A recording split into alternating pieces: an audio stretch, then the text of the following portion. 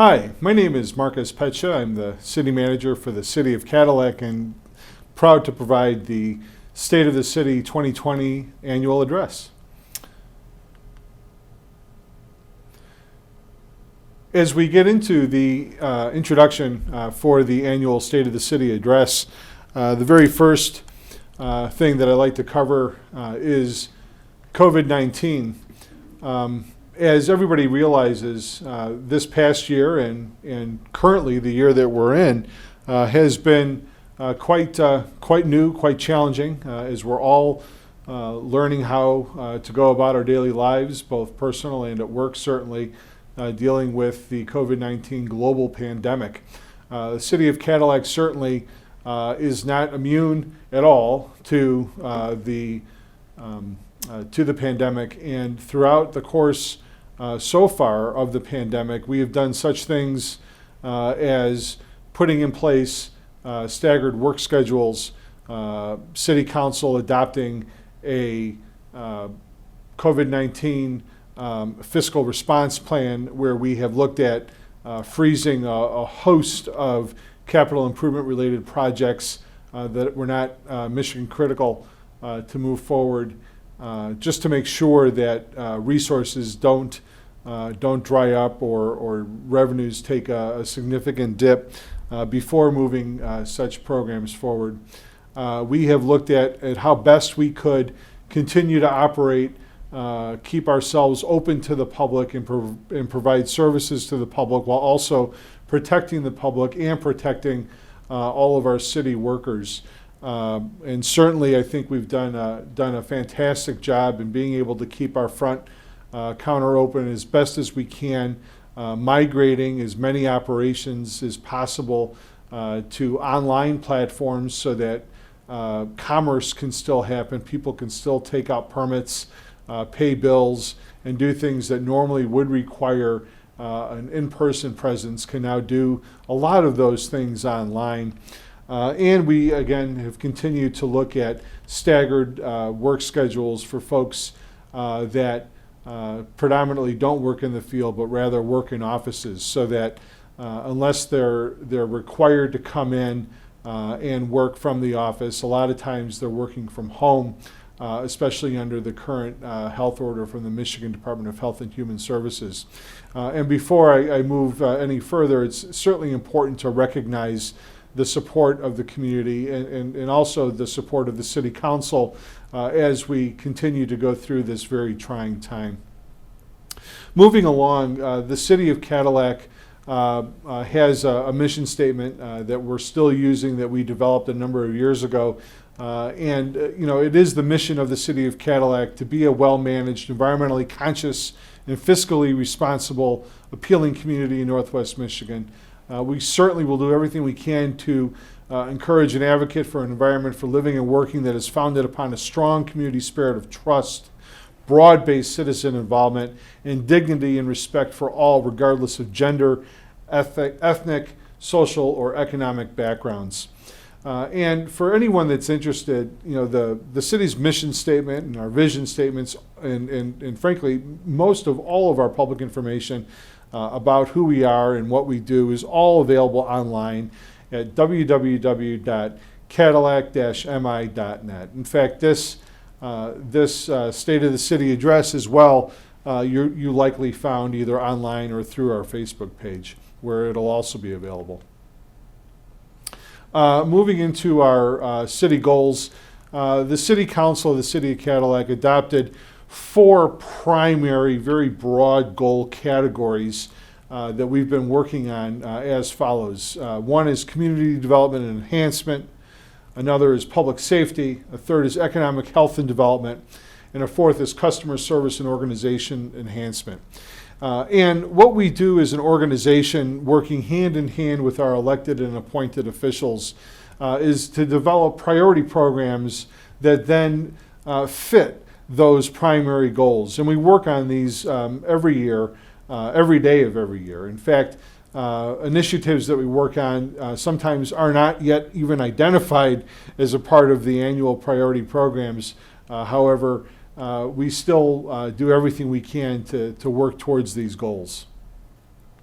Under community development, we look at things such as promoting positive image, advancing quality of life, maintaining and improving civic infrastructure, maintaining and improving public facilities and equipment, and maintaining and improving environmental infrastructure.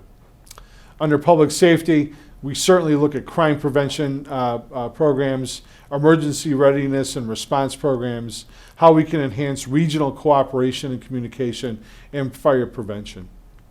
Economic health and development, we look at things such as how to actively support business development, promoting business retention, maintaining and improving financial condition of the city. And under customer service and organizational enhancement, we look at things such as how to maintain and improve human infrastructure, our people, how to maintain and improve use of technology, and we review and update administrative procedures from time to time as well. Looking at the city of Cadillac, and now moving into some background statistics, looking at the city of Cadillac and what the last census provided, which mind you is not the one that just happened in 2020. That data will be available probably in time for this report next year. Looking at the city in comparison to the 4 surrounding townships, that being Cherry Grove, Clam Lake, Herring, and Selma, our population density is staggering compared to the other surrounding townships. We have over 1,400 people per square mile within the city of Cadillac versus the next highest population density number is Herring Township at 98. And likewise, looking at the density of housing units per square mile, Cadillac comes in at 668, whereas the next highest, which again is Herring Township, comes in at 43. And so it's important for that number to be shared because it helps to characterize and illustrate what Cadillac is. And the fact is that Cadillac, while certainly in a rural part of our state, the city itself is more of an urban pinpoint within that rural region. Looking at Cadillac in terms of being a population center within the county as a whole, again, numbers that are somewhat stale at this point, but will be renewed once we have the updated final numbers from the census. There's approximately just under 33,000 people that live within Wexford County. Cadillac makes up about 10,300 of that number. And our daytime population swells about 65% because Cadillac is generally speaking the location where people come to work. And the population goes up significantly. And again, why is that important to understand? It's important to understand that because the services that the city is responsible for providing are not just to those folks that lay their heads on the bed at night, those folks that are just our residents, but it's to everybody that comes into the city. And certainly our population or our service population is quite higher than that of just the residential population. Cadillac is a work hub. We are the home for several industries ranging from construction to healthcare and social services to lodging and food service to manufacturing and industrial and certainly to retail trade. Looking at the city's organization in just a snapshot, we have approximately 70 to 72 full-time positions that run the entire city, and that includes all of our operations from utilities, which are water and sewer, to public works. That includes forestry and streets and alleyways and parks to the finance department to community development, and basically trying to boil that down into a framework that makes it easier to understand. We're responsible for all public meetings and elections. We process taxes and receipts, maintain nearly 88 miles of streets, over 50 miles of sewer mains, 74 miles of water mains. We have over 2,000 calls for fire service a year, and last year over 1,500 crimes were investigated with over 2,000 police department calls as well. All of that, as an aside, equaled about 670 arrests. But when you think of the total full-time number of staff responsible for all that happens in the city, there isn't a day that goes by where I don't think about how marvelous it is that we're able to accomplish what we can accomplish with the resources and the people that we have on hand. Moving forward into somewhat of a deeper dive, we've broken down the State of the City report by our primary departments and then into the primary categories that they're responsible for currently. So within the Community Development Department, we happen to use a picture of the Lake Cadillac Resort that's gone through a major renaissance renovation. It used to be the Cadillac Sands Motel. Now it's the Lake Cadillac Resort. We are right at the precipice of being completed with respect to our Redevelopment Ready Communities certification. This is a process we've been working on for many years with the Michigan Economic Development Corporation. The latest status update is that we have basically gotten our entire package of materials to the Michigan Economic Development Corporation's Redevelopment Ready Certified Communities Bureau for their review. We anticipate later this March or April, we should hopefully get the good word that we will be a certified community. And why is that important to know? What does that mean? Well, that really means that the Cadillac has done everything it could essentially behind the scenes in terms of updating its codes, updating its zoning code, putting policies in place to make it easier for developers or folks that want to work with us in either building new facilities or redeveloping old facilities to make it easier for them to do that. It'll make us also eligible for a slew of additional outside funding opportunities, grant funding and things of the like that otherwise we wouldn't be eligible for. And so we're really excited as we are starting to finish this process, and certainly by this time next year I know we'll be able to say how we celebrated.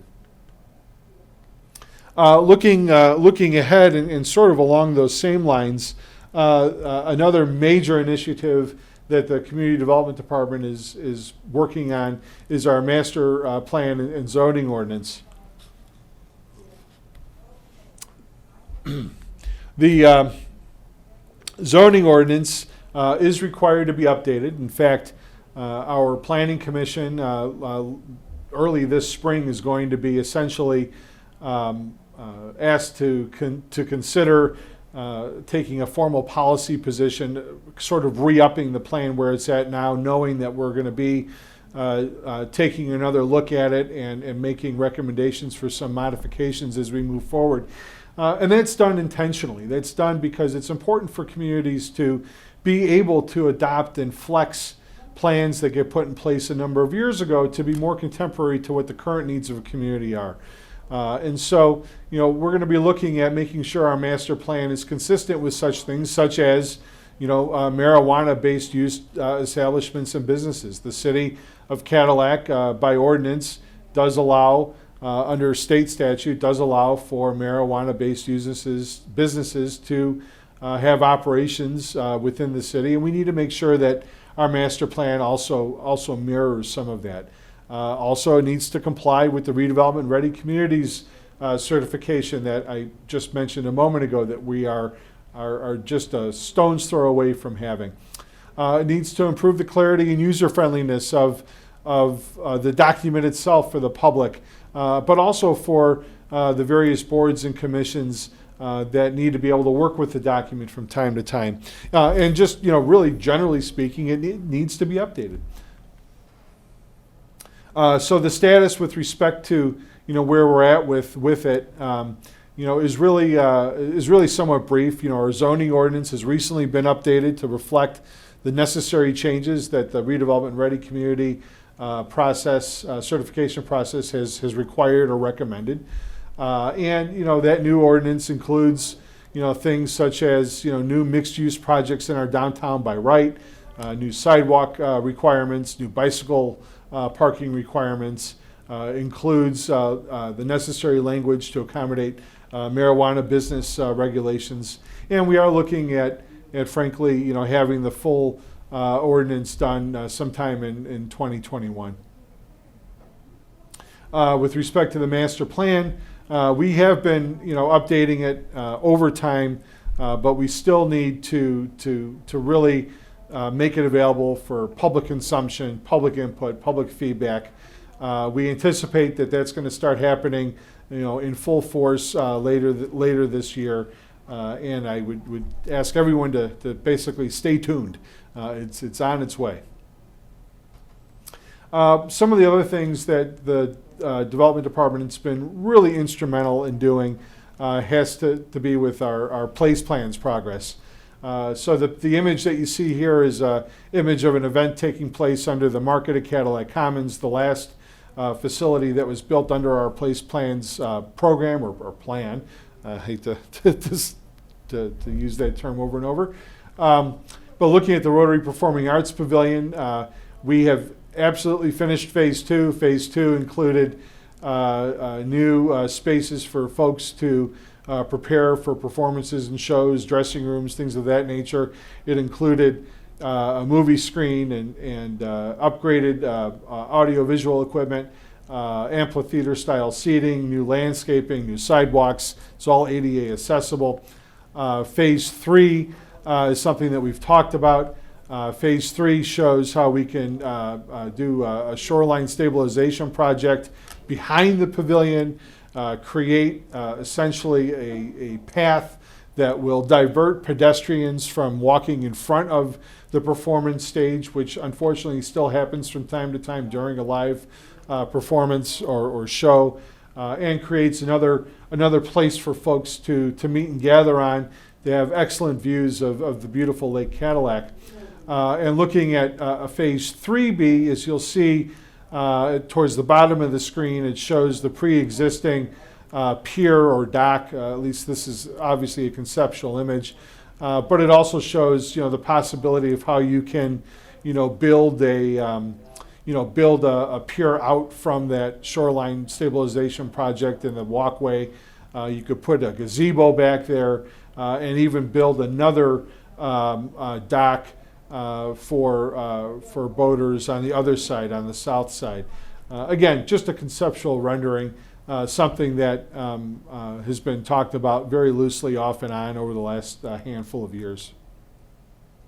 The plaza, great success, certainly has been completed with the splash pad and the fireplace and the parking adjustments, as is the market, as I mentioned earlier. The trailhead at Cadillac Commons, very exciting news.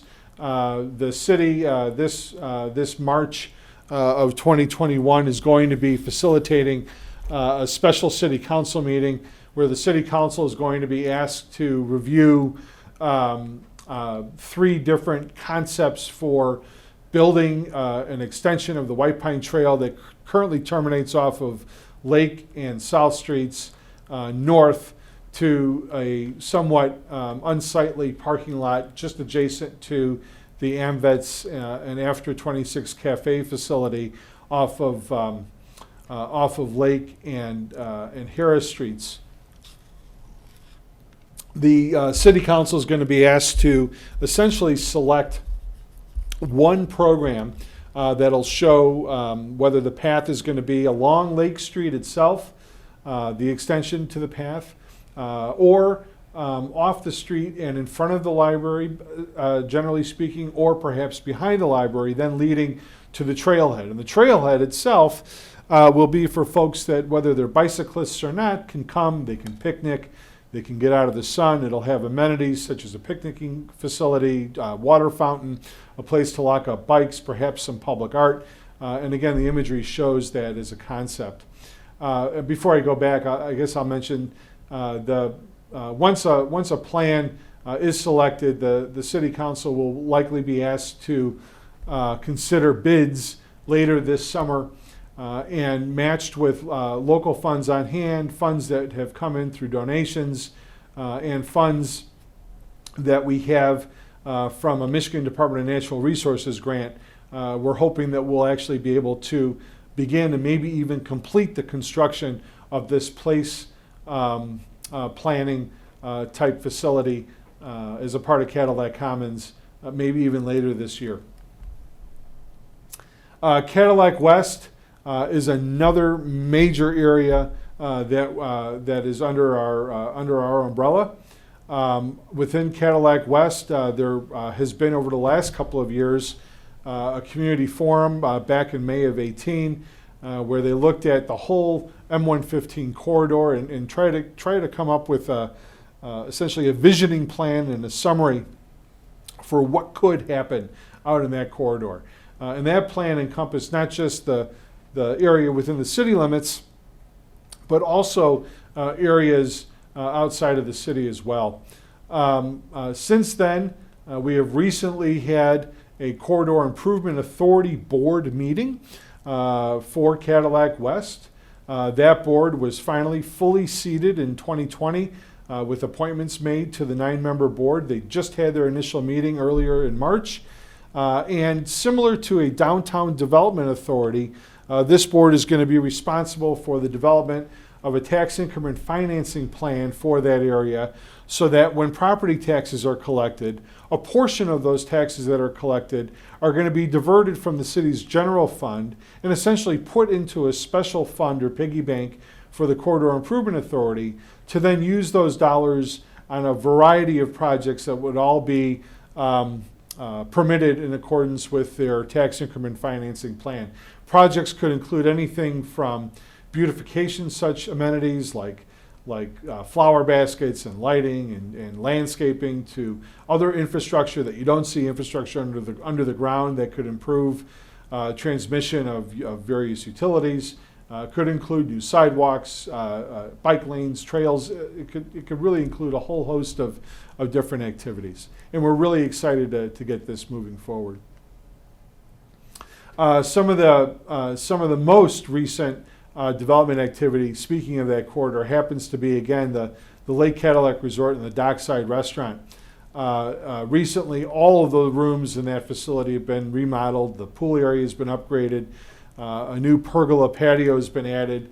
The Dockside restaurant has been completely opened up or reopened up. It used to be a restaurant called the Marina for many years with a beautiful deck.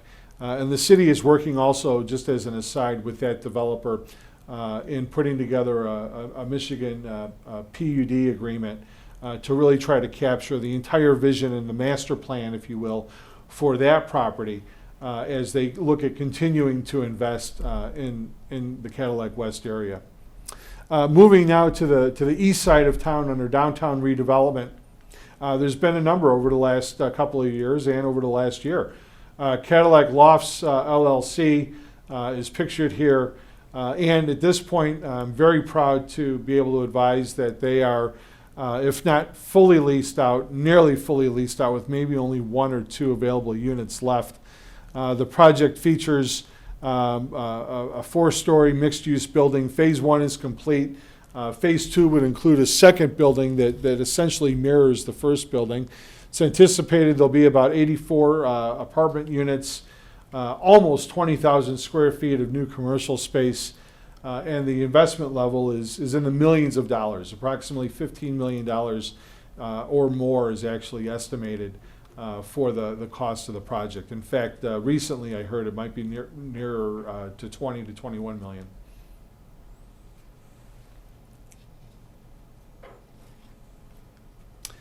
So as I just mentioned, phase 1 of the project is complete with pretty much all of the units sold. There's a Jimmy John's sandwich shop in the commercial space currently, and they are looking at renting out the other spaces as soon as possible. 412 South Mitchell Street, or 412 Cadillac, as it's actually listed in a brownfield plan, is a potential new site for a brewery or a brew pub type facility. It may also be a mixed use in a sense of not just a brew pub, but it might also be some type of boutique coffee shop. The developer, in light of the COVID-19 pandemic, is trying to find how best to get this facility up and running with the best use to accommodate what the needs are currently of people. and we're really excited to see this project open up as well. Most of the construction activities are done at this point in time. Another great public-private partnership between the developer, the state of Michigan, and the city. The state of Michigan put a brownfield along with the city on this property to really help facilitate taking a former blighted property that was condemned and bringing it back to life. So it's really exciting to see the new investment and continued investment in our community. Herman's, which has been an absolute northern Michigan and frankly Michigan itself point of destination, is going through a renaissance, or will be shortly. The same developer company that acquired a lot of the property on the west side of town, namely the Lake Cadillac Resort, has now acquired the Herman's property. They are working with the city to best optimize how to move forward with that property, continuing it as a restaurant and meeting space, as a hotel space, and injecting new resources in it to see where it can go from there. The city has also put in place a social district and social zone. That, and I'll go back to the map, that district and zone pretty much encompasses our entire downtown development area. And what this allows for is for restaurants and bars that are located within this area to file an application with the city that ultimately gets approved or would be approved by city council to be able to sell alcohol in, I want to say, 16-ounce containers that'll have a sticker or an imprint of the logo from our social zone on it, along with a branding sticker or image from their restaurant or bar, to people to then consume within that area. Once they have approval from the city, they also would need approval from the State Michigan Liquor Control Commission. But this is another example of how the state has creatively created a new program to try during COVID-19, get people outside versus inside under one roof for the purposes of keeping business viable during this very unprecedented time. The Northwood Hotel project is another project that we've been working on. The image shows a conceptual layout of what ultimately might need to happen in terms of public parking in that area, where some of the parking can be used by the future development to accommodate new residential dwelling units that may go in there. Again, COVID-19 has unfortunately paused this project, but we're still certainly working and looking forward to working with the developer and the property owner in seeing this come to fruition. Christ Oil is looking at putting a new gas station and convenience store in Cadillac right off of Mitchell Street. This is something that they've been working on for quite some time. They've gotten all of their approvals that are needed, and we anticipate a 2021 construction. You can see the east elevation of the building and the look that they're looking at bringing into the community. The city is also focusing on industrial development and trying to do what we can in making sure that our industry remains viable to the best extent possible. What you're looking at is an image of the Potvin Industrial Park. The city's received a $100,000 grant from the state of Michigan to finalize a design for punching through a road that exists essentially on paper, and you could see where the green dot is, that's where a cul-de-sac currently is. But the plan is to continue that road and have it punch out on 13th Street. And so that will help accommodate all of these other available industrial lots to potentially develop, whereas right now they're not developed. And so again, it's a very interesting and good project that we're working on together. Currently looking a little bit of a deeper dive into that industrial park. Spencer Plastics, they're working on a future expansion project. We've worked with them to facilitate their plant expansion. We have a very creative process underway with consumers where we're doing a land swap, and we anticipate that to be completed yet this year. Additionally, Piranha Hose Products, we've been working with them as well. They own all of the property. Here's the property they're currently located in. They own all of this property, and we anticipate them hopefully moving forward sometime soon with looking at construction of a new facility of sorts. But it's just, the potential is incredible, and the level of investment that our local industries are putting in place are really amazing. Shifting gears and looking at the police department. Like all of our departments, they have been very busy as well. You can see the chart showing our general activity over the last year. In 2020 is on the far right, again where the green dot is, and then it goes all the way to the left to 2016. Generally speaking, we're really flat from where we were last year. There was a spike in 2018. Things seem to have leveled off in 2019 and in 2020 as well. And they're even slightly under where they were back in 2016 and 2017. The Michigan Incident Crime Reporting is where we get our statistics from. You can see, again, really flat. There was a spike in 2019, if you could even call that, but a spike. But in 2020, it's generally back down to where we were in 2018. The same with violent crime-related statistics. We're half as where we were in 2018, and significantly less than where we were in 2019. The crimes per 1,000 in population also show a reduction as well. 2019 showed that there's 36.67 crimes per 1,000, whereas in 2020 we're at 24.3. We have a host of programs through crime prevention within the police department that help to attribute to this. We have community partnership programs. We work with the Rotary Interact kids. We have a very experienced school resource officer that works with the Cadillac Area Public School System. We are integrated with the Area Leaders for Police and Community Trust. Our Director of Public Safety is currently a co-chair for that group, which is called ALPACT. And we are also involved with currently one neighborhood watch group, which is called the Lincoln Area Neighborhood Watch Group. And we're certainly involved with OASIS and other service groups within the community.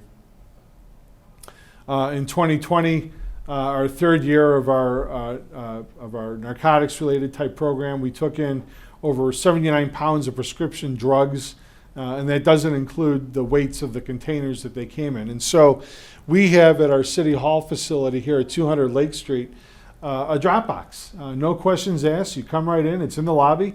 You don't have to talk to anybody. You don't have to log anything. But if you have prescription drugs that you're looking at getting rid of, we kindly ask that they're in a container, and you just put them in the drop box. We continue with a lot of community outreach, as I mentioned before.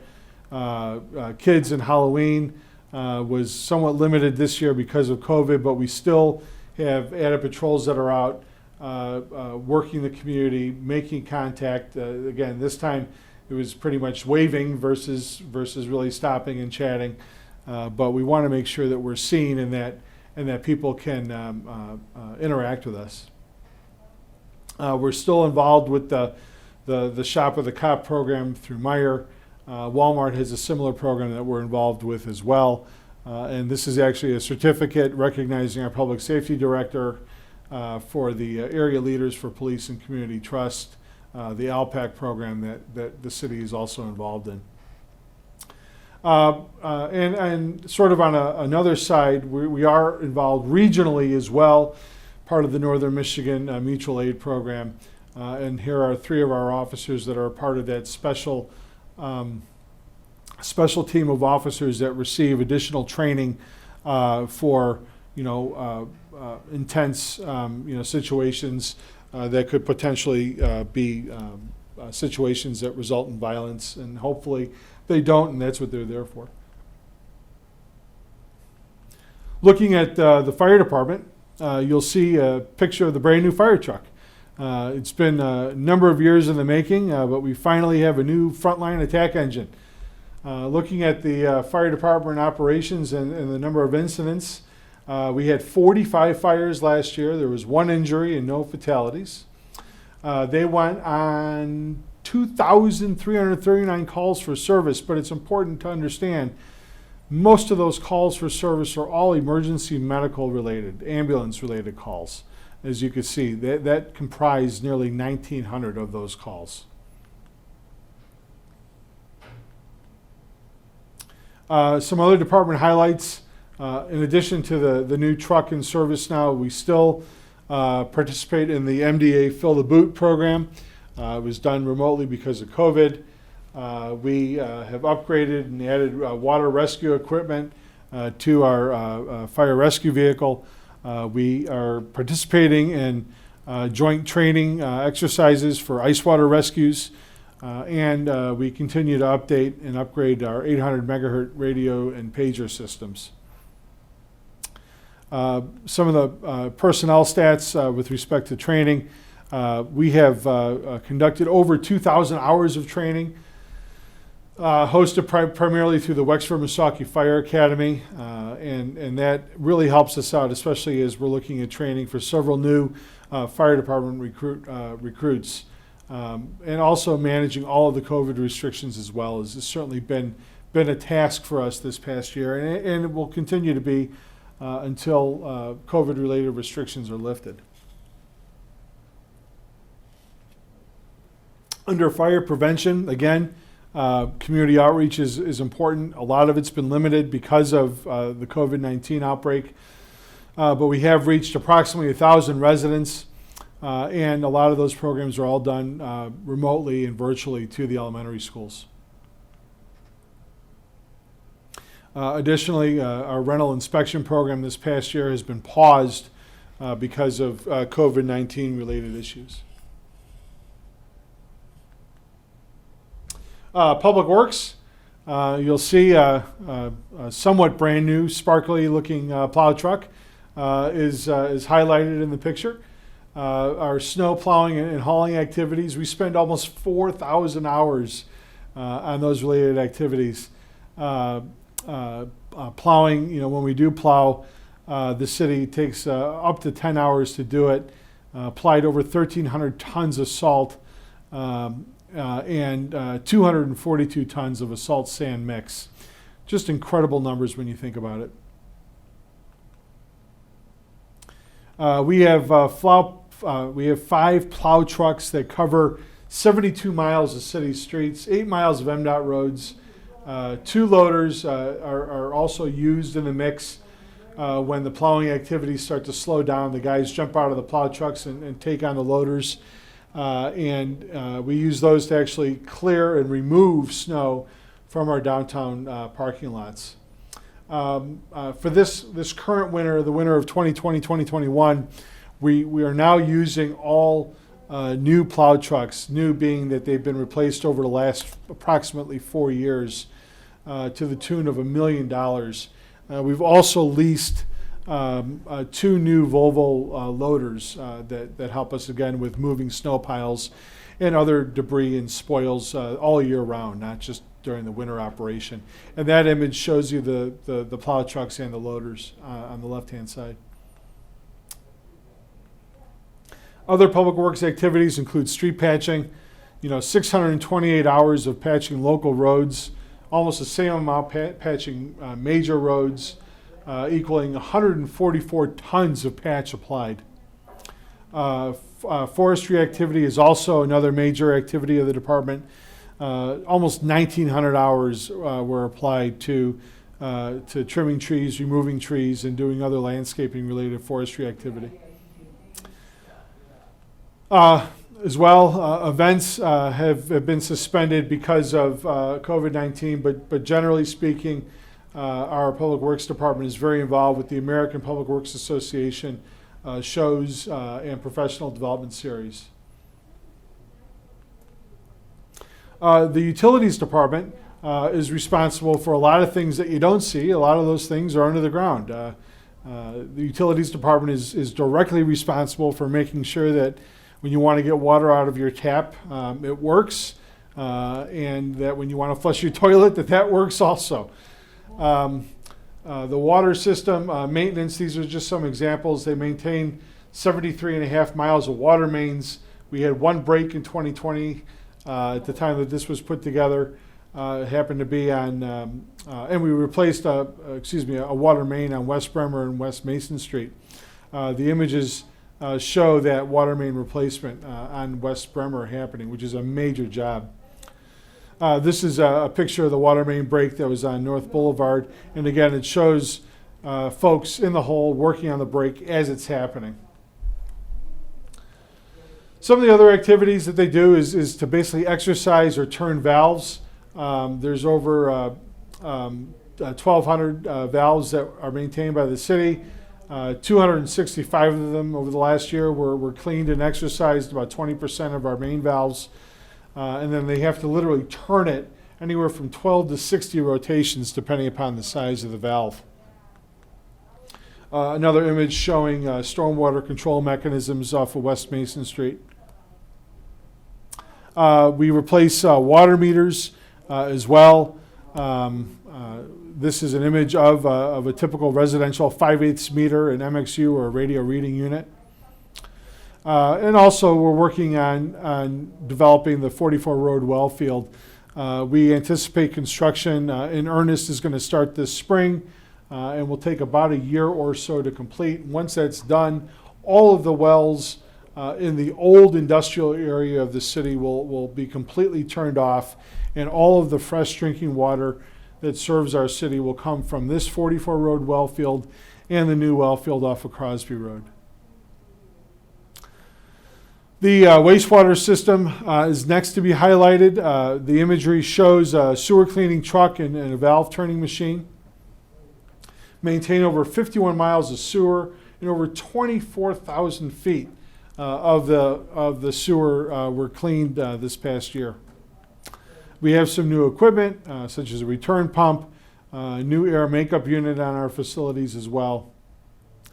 The lab for the wastewater system within our processing plant treated nearly 17,000 samples. That did bring in about $85,000 of revenue through the contractual lab services we provide to other area jurisdictions. And then this picture shows our laboratory supervisor, Cindy Tomaszewski, and other staff, Alan Albiadis, running the atomic absorption machine, looking for metals within the testing samples. Some additional new equipment include incubators and a water bath system that we're required to have as a part of our processing and testing. The Utilities Department is also responsible for facilitating the household hazardous waste collection event that we do in collaboration with the county. In 2020, we had a collection event in May and in October and collected 7,641 pounds of waste. All of that was from May. We collected 13,000 pounds of waste in October, and all of that gets diverted from the landfills, which is really a great success. The Utilities Department, some people may or may not realize that, but they're also responsible for maintaining the splash pad. And again, this is a picture of when we had a ribbon cutting, but they are involved in the splash pad and in the ice tree. Here's an image of the ice tree just from this current winter or past winter. and a couple of images of the splash pad, one during the day and one at night. And certainly, last but not least, we want to highlight one of our employees just received the Michigan Water Environmental Association Professional of the Year Award, Kevin Briggs, and so we're very proud of that. A fun fact that I thought I would share and add in is that during construction activities for the Cadillac Lofts project, we uncovered a wooden water main. Now, we don't know how far back it dates, but we certainly don't use wood anymore. We use iron or PVC in some instances. So, trying to circle things back before we get into some of the finances, looking at what makes up our organization that provides all these services, switching into employment and employment statistics. So, as I mentioned, we have about 73 full-time employees. The city has 4 unions currently, and actually we now have a new union representing the police officers instead of POEM. It's the Fraternal Order of Police. But we have a total of 73 people. 26 of them are non-union. And the balance are all union-related employees, and you can see by the group in this chart.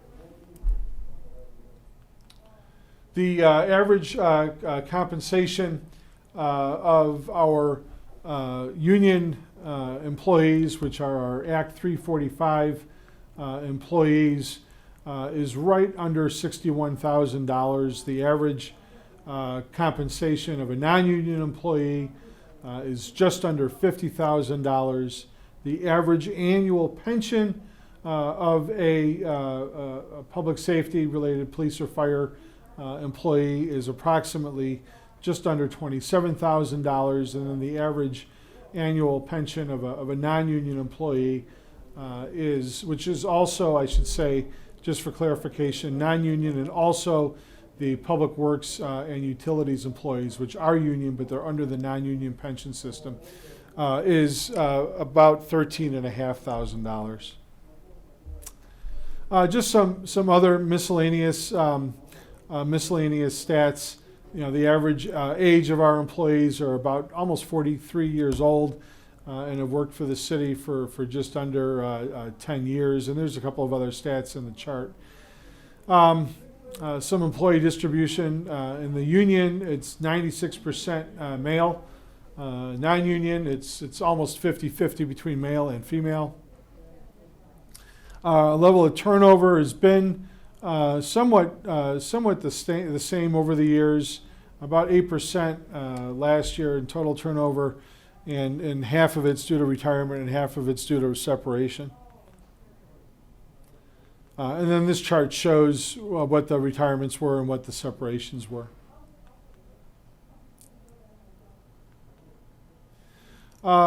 As I begin to sort of wrap up the